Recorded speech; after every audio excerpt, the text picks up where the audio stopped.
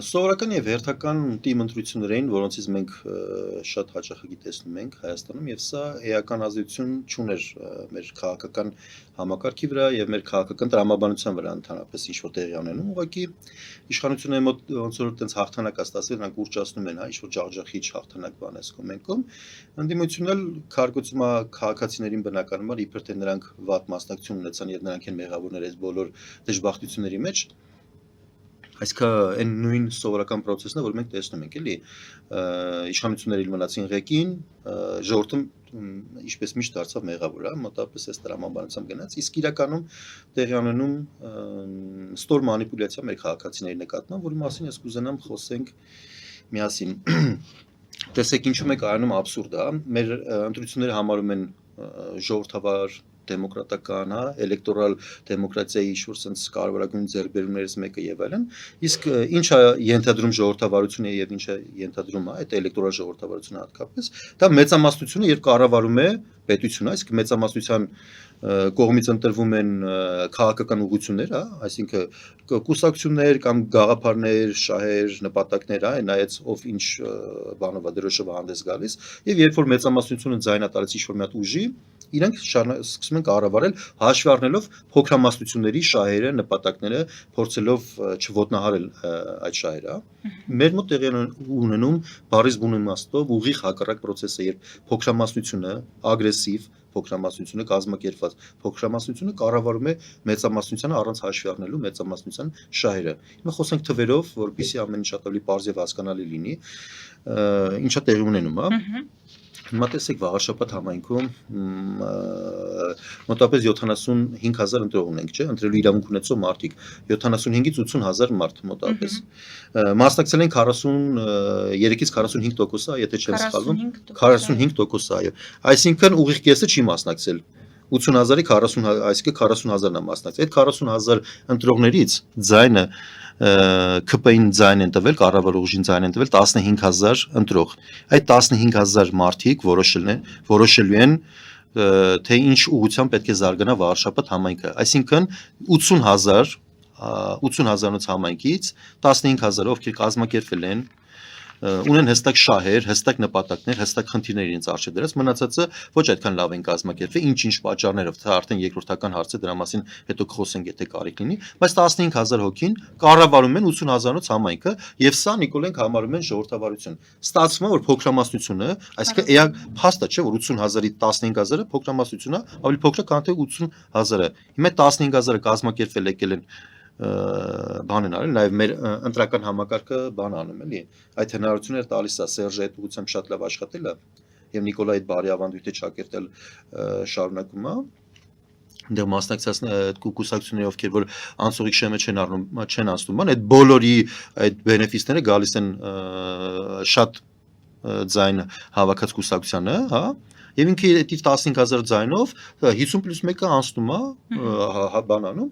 եւ սկսում է կառավարել։ Ստացվում է մեզ մոտ միշտ ընտրություններով փոքրամասնությունը կառավարման մեծամասնությանը։ Նույն բանը տեղի ունեցել ազգային ժողովի ընտրությունների ժամանակ 21 թվականին, նույն բանը եղել է 18 թվականին, նույն բանը եղել է մինչև 18 թվականի եւ մինչև օրս, այսինքն Սերժի եւ այս գործող համակարգը այդպեսին է, երբ փոքրամասնությունը կառավարել է մեծամասնությանը։ Հիմա սա լրջագույն խնդիր է, որի մասին ես կարծում որ պետք է անդադ խոսել, փորձել վերլուծել, հասկանալ խնդիրը ինչումն է եւ այդ ի վերջո լուծել այդ խնդիրը, որովհետեւ մենք կարողանանք մեծամասնության շահերը հաշվի առնել եւ փորձենք չնեղացնել փոքրամասնություններին, հա։ Օրինակ Նիկոլենք ինչպես են իրենք պատկերացնում իրենց ներքին եւ արտաքին քաղաքականությունը, հաստատ դժգոհություն կա, իրենց վարկանիշը ցածր է իրենք ոչ բոլորին են, հա, բավարարում իրենց ներքին եւ արտաքին վարած քաղաքականությամբ, բայց նրանք անընդհատ մնում են իշխանության եւ դա փորձում են մեզ ներկայացնել, որ դե ժողովուրդը մեզ ընտրել է, բանա ժողովրդի մեծամասնության ձայներն ենք վստահություն ենք մենք վայելում, բայց դա պրիմիտիվ սուտ է, մեծամասնության վստահությունը նրանք չեն վայելում, մեծամասնությունը նրանց վարած քաղաքականությունից դժգոհ է, բայց ներկայիս գործող ընտրական համակարգով այսինքն ընտրություններին մասնակցելու ձևը նրանցից ձերբազատվելու հնարավորություն գրեթե բացառված է։ Բայց այն մասսան կամ այն քվեարկության քվեարկելու իրավունք ունեցող քաղաքացիների այն հատվածը, որը չի գնացել եւ որևէ մեկին ձայն չի տվել։ Նա կարող էր, չէ, իր քվեարկության իրավունքին տեր կանգնելով, իր ձայնի իրավունքին տեր կանգնելով բան փոխեր այս Իհարկե արդյունքների կարող էր։ առումով։ Միանշանակ ճիշտ է, այո, իհարկե կարող էր։ Դրա համար պետք էր, որպեսզի ընդդիմադիրները, ոչ կառավարող ուժերը, որ կարողանային զանգվածաբար տրամադրել մարդկանց, որ նրանք բոլորը գնան մասնակցեն ընտրություններին, բայց դրա համար, որպեսզի այդպիսի զանգվածային մասնակցություն տեղի չունենա հանկարծ, ինչ են անում ընդդիմադիրները, ինչ են անում իշխանությունները եւ դիտխոսակիր ընդդիմությունը, նրանք քաղաքական process-ը իջեցնում են այդ մակարդակը, այդ խոսույթը իջեցնում են շիշակից ներքև, հա, այսինքն անընդհատ մեզ այս 20-30 տարի ես ինչ հիշում եմ, մեզ ասում են մենք քաղաքականությամբ չենք զբաղվում, դա քաղաքական հարց է, մի քաղաքականացեք, չէ, ազգային ժողովի ամենաբարձր մակարդակից, ամենաբարձր ամբիոնից, ամենակաղաքական ամբիոնից, հելնում մարդիկ խոսում են, падգամավորներ, նախարարներ, բաներ, ամենակաղաքական հարցերի մասին, ասում են սա մի քաղաքականացի կամ սա մենք չենք քաղաքականացնում կամ հիմա որոշ ընդդիմադիր երիտասարդ լիդերներ հելնում խոսում են ինչ-որ բաների մասին, քաղաքական process են տանում եւ ասում են մենք քաղաքականությամբ չենք զբաղվում կամ չենք ուզում այս հարցը քաղաքականացնել։ Այսինքն մարդկանց մոտ քաղաքականությամբ զբաղվելը իսկ դա քաղաքացու ամենակարևոր պարտականություններից մեկն է, որովհետև քաղաքականության միջոցով է որոշվելու քո ներկան, քո ապագան, քո երեխաների ապագան, քաղաքական համակարգն է որոշում թե ինչպիսի քաղաքականություն եք վարելու ներսում եւ դրսում, չէ՞։ Այսինքն մեր կյանքը, մեր ապագան որոշող այդ համակարգը չենք բանանում, չեն մոտիվացնում մարդկանց, ընդհակառակը դա դարձնում են զզվելի, նողկալի, հա, ինչ որ դոգերի բաների բերելով այդ բան համակարգ մտցնում, մարդիկ նողկում են եւ չեն փորձում, ուզում են չմասնակցել, եւ դա նորմալ է։ Երբ որ մարդը չի ուզում գնա այդ կեղտին կպնի, հասկանում եք, այդ տենց կեղտոտել են, հետո էլ ասում են դե չեկաք, Նիկոլն էլ ընտրվեց, դե էսա, դուք դրան արժանի եք, չէ՞, մարդիկ դրան արժանի չեն։ Պետք է հասկանան, որ դա նույնպես մանիպուլյացիա է։ Եվ այսպես կոչված առողջ մտածողություն, դատողություն, առողջ ուժեր, հա, ովքեր ուզում են այս փակուղուց դուրս գալ, պետք է լուծումներ գտնել։ Հիմա այդ փակուղուց դուրս գալ կլինի, կհաջողվի մինչև 2026 թվականը գտնել լուծումներ եւ փորձել դուրս գալ, որտեղ Նիկոլ Փաշինյանն ասում է սա 2026-ի ընտրությունների նախերգանքն է, ժողովուրդը ինչպես վաղարշապատում հաղթեց, այդպես էլ 2026-ին կհաղթի, իսկ հաղթեցին, որովհետեւ ընդդիմությունը խոսում էր ապոկալիպսիսի մասին, իսկ իշխանությունը կյանքի եւ մարդիկ ընտրեցին ուղղակի խաղաղ, լավ ապրելով հնարավորությունը, շանսը, կյանքը։ Ինչպես միշտ Նիկոլը իր խոսույթում կիսաճշմարտություններ է ասում եւ դրանցով մանիպուլացնում է մեզ։ Այո, ճիշտ է ասում այն, որ ընտրությունները եթե այս նույն ձևով, այս նույն տրամաբանությամբ ընթանան, էական չի դիմեն, թե համապետական ընտրությունները նույն ձևի անցնելու է, էլի փոքրամասնությունը, Նիկոլենք էլի ստանալ են շատ քիչ ձայն, վերջին սոցիոլոգիական հետազոտությունների միջոցով ես դրանց Ինչքան գիտեմ դրանք արդեն հրապարակայնացվել են, հա, հրապարակային են դարձել։ Մենք բոլորս տեսել ենք, որ իրենք փոքրամասնություն են, իրենց վարած քաղաքականությունը մարդկանց սրտով չէ, Արցախի կորուստը իրենց սրտով չէ, անվտանգային այս խնդիրները իրենց սրտով չեն, այս Ալիևին ենթարկվելը իրենց սրտով չէ, իրական մեր դաշնակիցներին կորցնելը մեր քաղաքացու սրտով չէ, եւ այլն եւ այլն, այս հազարավոր բաներ կարող ենք հաստատել։ Եվ բայց կա ինչ-որ մի որոշակի շրջան, հա, օրինակ նախարարներ, բանը падգամավորներ Նիկոլական չէ, կամ ընդհանուր այդ պետական ապարատը, բան չէ, այդ մարդիկ չեն ուզում իրենց գործը կորցնեն եւ իրենք կարողանում են այդ հավաքել իրենց ռեսուրսը, կենտրոնացնել այդ մի օրը, այդ մի ժամում, այդ մի քանի ժամերում, բերել բոլորին ընտրատեղամաս եւ ստանալ իրենց մաքսիմալ քվեները եւ դա դառնում է, ոնց որ արդեն այս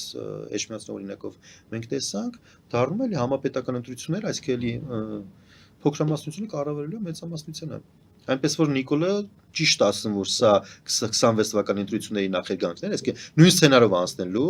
բայց դա չի նշանակում, որ իրանք վայելելու են մեծամասնության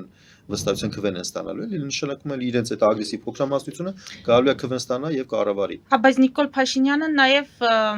հակառակն է առաջարկում ժողովրդին, ասում է, եթե ձեր ասած բառերով համաձայն չեք խաղաղության հետ, համաձայն չեք մեր առաջարկների հետ կամ դժգոհ մեր քաղաքականությունից հեղափոխություն արեք, ինչու հեղափոխություն չեք Ամեն մի բանի համար հեղափոխություն անել, դա գիտեք ինչքան, ախր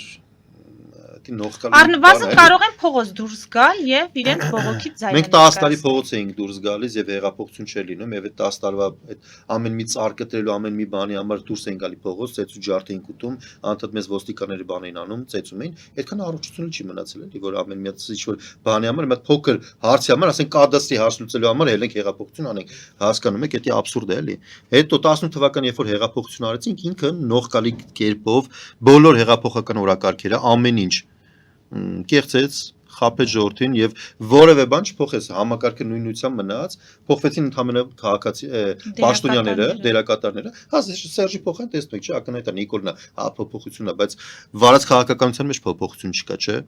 Նիկոլն էլ էր, Սերժն էլ էր, չէ, նույն պարտվողական հանձնողական քաղաքականություն էր տանում, բայց հելնում էր ներքին բանում լրիվ այլ հերետորաբանությամբ էր հանդես գալի։ Հիմա Նիկոլն էլ ներսում երկար չի ձգի Նիկոլ Փաշինյանը, պարոն Սահակյան, կգա մի պահ, երբ հանդրությունը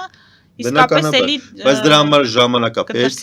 բոլոր մասնագետները այդ մասին բարձրաձայնում եւ խոսում են հեղափոխություններ անել անընդհատ մի քանի տարի մեկ անհնար է հանրությունը պիտի հանգստանա այդ էներգիան պարփվի մի հատ հանգստանա նոր ուժ հավաքի նոր դժգոհության ալիք որպեսզի կա ասենց ուռի եւ պայթետի եւ դա չգիտեմ 26 թվականի դժվար լինի բայց դրա հետ ընտրական process-ներում միգուցե ստացվի չգիտեմ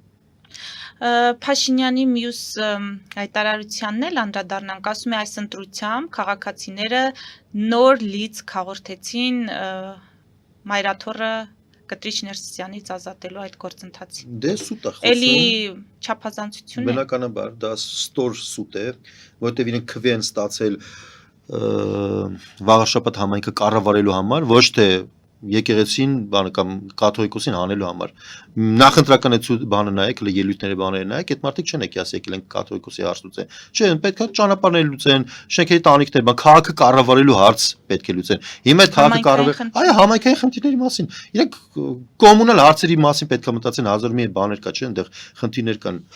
Դրա փոխարեն ասում տեսեք դուք այդ քվեն տվեցիք մեզ որ մենք կաթողիկոսին անենք բնականաբար նողկալի սուտ է էլի ասիկ պրիմիտիվ մանիպուլյացիա է Սուտ որը չի աշխատելու եւ Փաշինյանին չի հաջողվելու այդ գործընթացը ավարտին Փաշինյանին հաջողվելու է այդ գործընթացը հասցնել իր տրամաբանական ավարտին որովհետեւ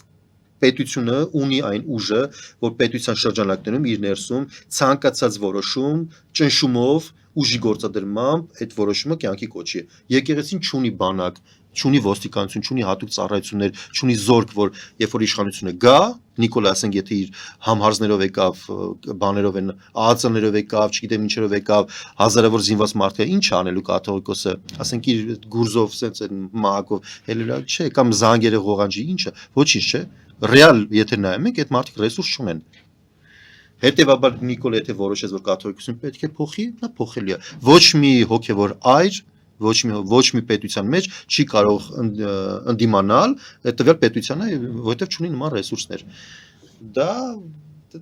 շատ ծիծաղելի անգամ էլի այդ քննարկել ասենք հասկանում եք, դա նորմալ չի։